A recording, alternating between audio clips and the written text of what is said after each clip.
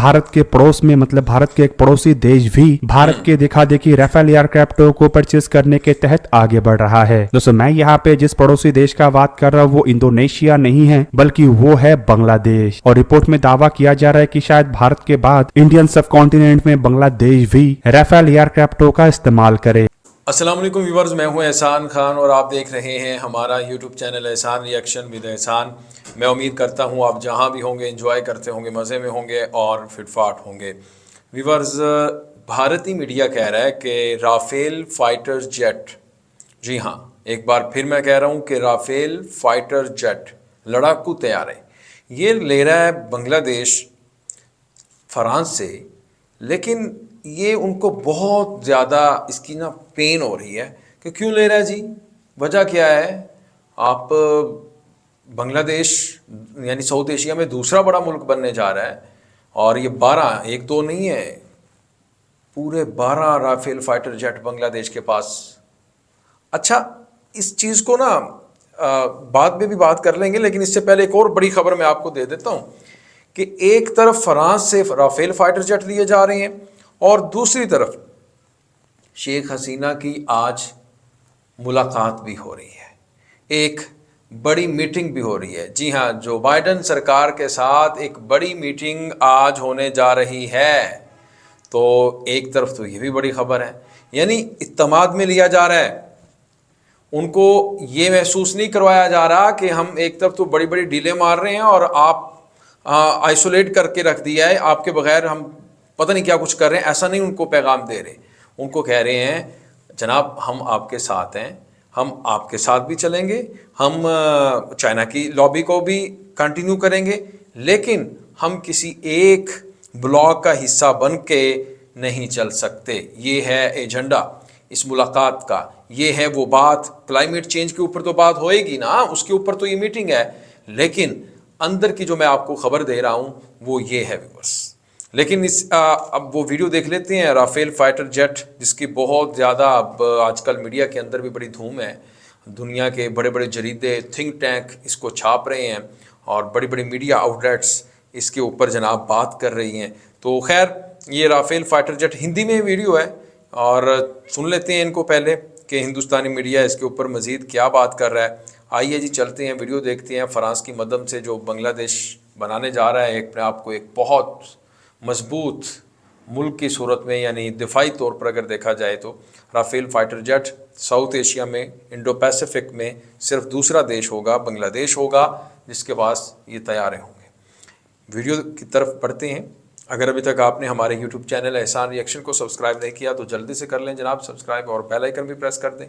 Video को like भी किया करें और कमेंट सेक्शन में आप अपनी फीडबैक से हमें जरूर आगाह भी किया करें। लें जी वीडियो देखिएगा, 3, 2, 1 एंड क्यू। दोस्तों आप सब लोगों को पता ही होगा कि भारत की तरफ से जब से राफेल एयरक्राफ्टों को परचेज किया गया है तब से एक तरीके से डैसोल एविएशन का लॉटरी ही लग गया है, क्योंकि दोस्तों उसके बाद से ही कई सारे देशों के द्वारा डैसोल एविएशन के राफेल एयरक्राफ्टों को परचेज करना शुरू किया गया है। और दोस्तों अब तो डैसोल एविएशन के पास इतना अधिक ऑर्डर है कि आने वाले 1 दशक तक राफेल एयरक्राफ्टों को बनाया जा सकता है। वहीं पे दूसरी तरफ 36 राफेल एयरक्राफ्टों को खरीदने के बाद भारत के द्वारा जहां पे और एडिशनल 26 एयरक्राफ्टों को नेवी के लिए खरीदने का डिसीजन ले लिया गया है। तो दोस्तों अब भारत के पड़ोस में मतलब भारत के एक पड़ोसी देश भी भारत के दिखा देखी राफेल एयरक्राफ्टों को परचेज करने के तहत आगे बढ़ रहा है। दोस्तों मैं यहाँ पे जिस पड़ोसी देश का बात कर रहा हूँ वो इंडोनेशिया नहीं है बल्कि वो है बांग्लादेश। और रिपोर्ट में दावा किया जा रहा है कि शायद भारत के बाद इंडियन सब कॉन्टिनेंट में बांग्लादेश भी राफेल एयरक्राफ्टों का इस्तेमाल करे। अब दोस्तों बांग्लादेश के रिक्वायरमेंट को पूरा करने के लिए यहाँ पे रेस में केवल मात्र डैसोल एविएशन के राफेल ही नहीं है बल्कि वो एयरक्राफ्ट भी है जो कि भारत के राफेल एयरक्राफ्टों को सबसे अधिक चुनौती दे रहा था। मतलब बांग्लादेश के रिक्वायरमेंट को पूरा करने के लिए फिलहाल राफेल एयरक्राफ्ट और यूरोफाइटर टाइफून एयरक्राफ्टों में झड़प हो रहा है, लेकिन फ्रांस की तरफ से एक तरीके से एक नया दाव चल दिया गया, जिसके बाद बताया जा रहा है कि राफेल एयरक्राफ्टों का शायद संभावनाएं अधिक है। रिपोर्ट में दावा किया जा रहा है कि फ्रेंच प्रेसिडेंट इमैनुअल मैक्रोन के द्वारा तुरंत ही ढाका पहुंचा गया और दोस्तों ये किसी भी फ्रेंच प्रेसिडेंट के लिए ढाका का 33वां साल के बाद पहला दौरा था और इस दौरे को अब ढाका के राफेल एयरक्राफ्टों के खरीदारी के साथ जोड़ के भी देखा जा रहा है। अब दोस्तों बांग्लादेश असल में अपने बेड़े को फोर्स गोल्ड 2030 के एक प्रोजेक्ट के अंतर्गत मॉडर्नाइज करना चाहता है और इसके लिए ऑलरेडी बांग्लादेश के द्वारा अपने बेड़े में 16 चाइनीज J7 एयरक्राफ्टों को शामिल किया जा चुका है। हालांकि इसके अलावा साल 2017-18 में बांग्लादेश की तरफ से 8 मल्टी रोल कॉम्बैट एयरक्राफ्टों को खरीदने को लेकर एक टेंडर जारी किया गया है, जिसमें की और एडिशनल 4 एयरक्राफ्टों के भी संभावनाएं हैं। हालांकि दोस्तों इसके बाद कोविड आने के कारण एक तरीके से बांग्लादेश के जो प्रयास है इसमें थोड़े समय के लिए बाधा तो आया, लेकिन फिर से अब बांग्लादेश के द्वारा अपने फोर्सेस गोल्ड 2030 को आगे बढ़ाया जा रहा है। दोस्तों बांग्लादेश की तरफ से जब से अपने बेड़े में नए एयरक्राफ्टों को शामिल करने का इरादा बनाया गया है, तब से भारत की तरफ से भी एक प्रयास के अंतर्गत बांग्लादेश के सामने अपने कुछ हथियारों का ऑफर रखा गया था, लेकिन बांग्लादेश की तरफ से फिलहाल यूरोपियन एयरक्राफ्टों की तरफ अधिक तवज्जो दिया। व्यूअर्स, आपने ये वीडियो देखी और हिंदुस्तानी मीडिया इसके ऊपर किस तरह से बात कर रहा है और वो बता रहा है कि राफेल फाइटर जेट की खुसूसियात और उनके फीचर्स, फिर सदर इमानुएल मैक्रोन जो आए वहाँ पर बांग्लादेश में विजिट किए, यानी 33 साल बाद किसी जो फ्रेंच प्रेसिडेंट का ये दौरा है। बड़ी मैं कहता हूँ कि बांग्लादेश के लिए ये खुशकिस्मती की बात है कि इतनी देर बाद एक फ्रेंच कोई भी प्रेसिडेंट वहाँ पे आया है और उसके बाद आते ही उसने बड़ी बड़ी डीलें कर ली और उनको कहा कि हम सैटेलाइट 2 भी दे रहे हैं, साथ में जनाब आपको राफेल फाइटर जेट भी दे रहे हैं। फिर उसके बाद उन्होंने कहा कि हम इंफ्रास्ट्रक्चर फिर डेवलपमेंट इसमें भी इन्वेस्टमेंट करना चाहते हैं। तो ये तो बड़ी अच्छी बात है जी बांग्लादेश के लिए। लेकिन इसी दौरान जब ये ख़बरें आ रही हैं, इंडियन मीडिया इसको रिपोर्ट कर रहा है कि राफेल फाइटर जेट आ गया जी बांग्लादेश के बाद और हमारे पास तो नहीं है, यानी हमारे पास है या सिर्फ बांग्लादेश के पास है साउथ एशिया में, तो इसको लेकर काफ़ी इसके ऊपर प्रोपोगेंडा भी सामने आ रहा है। लेकिन मैं आपके सामने जो एक बड़ी खबर अब रखने जा रहा हूँ वो जो बाइडन और शेख हसीना की मुलाकात है। असल में ये मुलाकात के पीछे बड़ी बड़ी कहानियाँ हैं। इस मुलाकात ये उस वक्त में ये मुलाकात हो रही है जब आप देखें कि एक लगातार मुसलसल प्रेशर बिल्ड किया जा रहा था बांग्लादेश के ऊपर। आपको पता है कि कि जब प्राइम मिनिस्टर शेख हसीना गई G20 समिट में तो एक मुलाकात हुई जिसकी बड़ी ज़्यादा चर्चाएं थी, लेकिन उस मुलाकात के बाद अब उनका जो दौरा अमेरिका है वो भी बहुत ही ज़्यादा डिस्कस हो रहा है।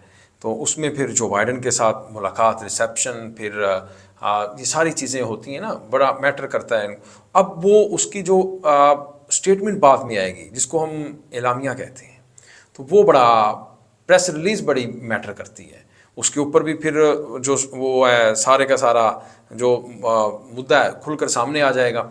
लेकिन एक चीज़ आपको व्यूअर्स याद रखना होगी कि इस वक्त साउथ एशिया में मेन जो खिलाड़ी है वो या तो इंडिया है या चाइना है या फिर बांग्लादेश है।